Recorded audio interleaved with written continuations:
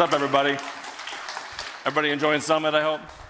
And that was some serious alpha about ACP 181 as well as external ICM services. That was amazing stuff. I can't wait to see that hit production because, man, we're going to be transferring tokens all over the blockchain industry. So thank you all for joining me today. We're here to talk about bootstrapping, cross-chain liquidity. How many people here have access to $500 million in liquidity? Can you raise your hand? One? Anybody else? You should all be raising your hand. Every one of you, because you do. You actually do have access to this kind of liquidity. In the Avalanche ecosystem, we have $6.62 billion in bridge TVL from different chains, $1.8 billion in stables, and BTC alone is $541 million. That's a lot of BTC sitting. There's 5,000 BTC sitting as BTCB inside of Avalanche C-Chain, ready for you to use. CAT, another token on Avalanche C-Chain, $5 million in liquidity just sitting there. Well, you can use this liquidity to bootstrap an L1. So the L1 liquidity problem. New L1s lack native liquidity. So, if you're going to fund it yourself, that's one thing with a new token, but you can do it with ICM, which we're going to get into. Traditional bridges are slow, they're expensive, they're trust-based, and it's hard to bootstrap TVL and user confidence at the same time. When you talk about $500 million in liquidity available to you to bootstrap your L1, that kind of gets a lot of attention from people who are like, oh, you do have access to liquidity on your chain. There is going to be stuff happening there. So it does boost a little bit of confidence with investors and with other users that you're trying to get on your chain. So Avalanche has a great model, right? Custom L1 blockchains with high throughput. ICM connects all subnets and L1s natively. No bridges need to access ecosystem liquidity, and any message, any token, any L1, anytime. All this technology is available to you. So ICM versus traditional bridges. Why use ICM? Because validators versus centralized. We like to have trust with validators. It's a decentralized method of validating the signatures, making sure that the tokens that are transferred from C-Chain to the L1 are actually real. We went through this in the last hour of presentations on how that functionality works. I won't get into it again. The ICM relayers have seconds or less of latency. They're extremely fast. When you're relaying tokens from C-Chain to your L1, it happens in a blink of an eye. When I first did it, I thought it was broken. I was like, what's going on here? Is this really actually happen this fast? Totally blew my mind. So understanding ICM at a high level, we went through a lot of this stuff, like I said, in the last hour, so I'm not going to repeat, verifiable cross-chain messaging, VLS stuff, validators, relayers, stuff like that. So easy as 1, 2, 3. If you're a developer, you pretty much have your origin L1 teleporter contract, your AWN relayer, your destination L1. And you have these other suite of contracts that are for specific purposes, and this is how you're going to bootstrap your L1's liquidity. ERC20 to ERC20, so taking like BDCB off of C-Chain and transferring it to BDCB on your L1. That's one example. ERC20 to native, so you're taking BDCB and you're turning it into the native token on the L1, which is the token that your L1 uses for gas. And then, of course, vice versa, native to ERC20, and then native to native. So you technically could bootstrap liquidity as AVAX from C-Chain and create a whole other chain that uses AVAX as its gas and as its native token, which would be kind of fascinating, right? We also have some contracts in there for NFTs. So we've seen Kuroshi recently just did some bridging with NFTs over ICM. Pretty fascinating. When you get into games and things like that, when NFTs have a lot of value, you can bootstrap NFT liquidity from C-Chain or any other L1 over to your L1. So as we see these game companies grow, we see Avalanche is really kicking ass when it comes to building out with gaming companies. You have Gunzilla, MapleStory, and things like that. We will probably see some really fascinating use cases for bootstrapping that liquidity onto brand new L1s. We can see some cool stuff happening, I'm sure. So developer experience. So we went through, Andrea did a great job of explaining easy to use interface, very good, easy to use code. I mean, it's very simple to actually develop the tools necessary to build your applications out. ICM contracts is standard EVM interface. Everything's fully audited, production ready. And of course, if you haven't checked out the Avalanche Academy, you definitely need to do that. Everything you need to know is in there. There's great examples. We went through the dev tooling to show you the Docker containers and stuff that can be downloaded so you can play with your own local change and things like that.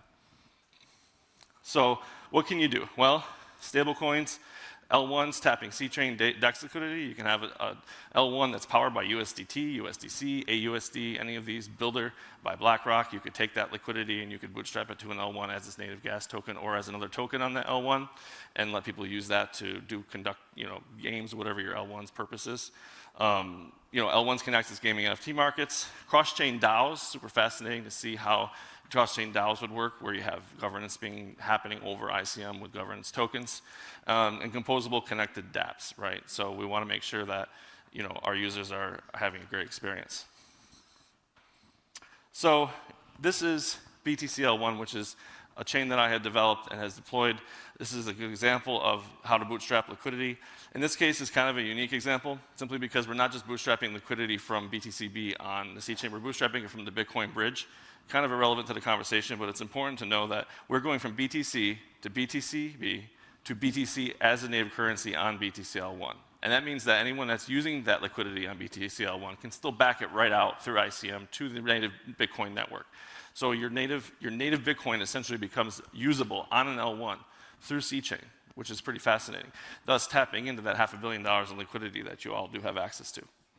So BTC is a gas unit, so this is an example of an L1 that uses that interchain messaging token as a gas. Now we could obviously use this as another token on it. You can call it anything you want. You can call it BTC.B2, whatever you'd like, if you're using the 20-to-20 contract. In this case with BTC L1, we're bringing it in as the native token, and of course powered by ICTT and ICM for cross-chain logic. So seamless asset transfers, interact with C-chain, DeFi, and oracles, native scalable experience. So it's extremely important for us with BTC-L1 to have the ability for users to come back, go in there, go into the chain, into our application, our front-end application, and be able to stake single-sided BTC for yield, right? We want people to stake their BTC for yield. So we give them a way to do that directly on the chain. And we do that, we don't have to bring DeFi to the chain to do that. We can do that through ICM and ICTT right natively on C-chain and use ICM as a DeFi bridge. So we're allowing people to earn liquidity on one L1 from another L1 where that yield is actually being produced. It's a pretty fascinating possibility. We're doing that right now. We're actually working with Yieldiac and Avant. So liquidity from day one is achievable. ICM enables interoperability for L1s. Bitcoin L1 is just the beginning. So if you're looking at building a custom blockchain and a custom L1, and you're thinking about, how am I going to bootstrap liquidity? You could think about, go to DeFi Llama, check out what's out there. What stable coins have an enormous amount of liquidity, and how can you bring utility to those stable coins with your L1? Grab it, build out the infrastructure to bring it over, and we'll get into that in just a second here. So I'm going to give you guys a code example. You can check out a public repo. It's github.com/XKOVA. Here is some JavaScript that I've written and published publicly that allow you to experiment. Once you have your teleporter contracts are set up and everything's functioning, you have your chain, your relayers all set up, and you have tested it and you have it going, you can come here.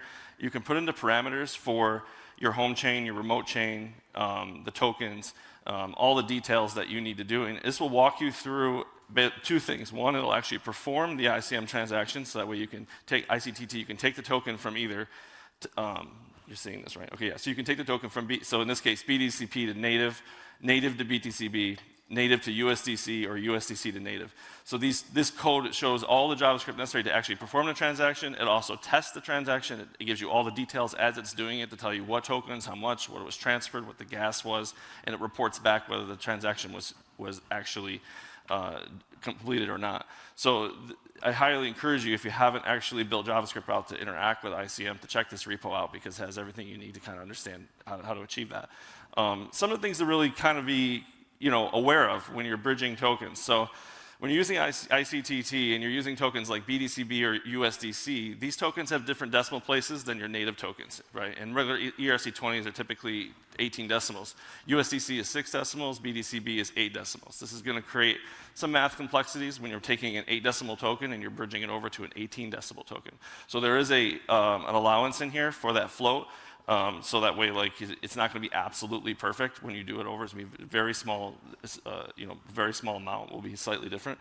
So you want to be aware of that. And when you're setting up your teleporter contracts, you do actually specify what the tokens are, what the decimals are for the tokens. So that way the teleporter contracts know how to deal with that. And you need to compensate for that in your code. So I blew through this in 8 minutes. How about that? Anybody have any questions?